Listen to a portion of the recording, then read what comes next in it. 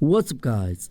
Huawei P40 series is expected to go official later this month. The protective case of the P40 Pro has leaked online from the production factory. The protective case adopts a zero skin pattern and porcelain technology.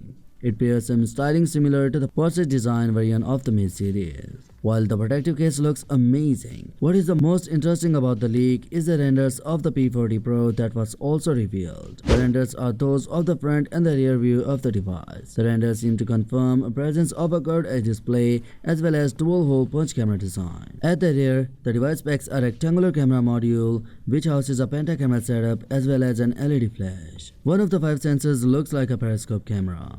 The camera also bears the Leaked badge, which isn't surprising. The power button and the volume rockers are located on the right side of the display. Previous leaks and the rumors taped the Huawei P40 Pro to pack a 32-megapixel dual selfie camera setup.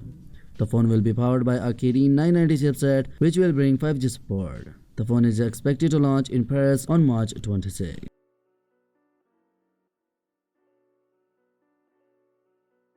Digital Trends managed to get a hold of a prototype unit of the P40, giving us our first look at the next generation Huawei flagship. It's important to note that they weren't allowed to play with the phone's software and the camera, nor show the screen or confirm any of the key specifications. Starting off with the design.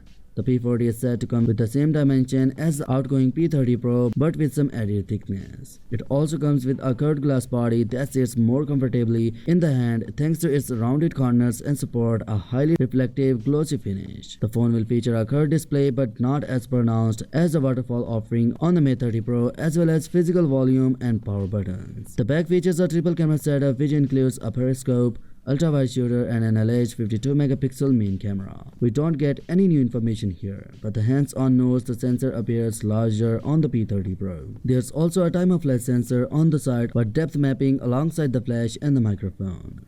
The bottom features a Type-C port and speaker grill but no headphone jack. So yeah guys, that's it for today guys. So what's your thoughts on this? Let me know your thoughts in the comment section below, and yeah, smash the subscribe button and press the bell icon for more latest news, and as always I will catch you tomorrow in the next one.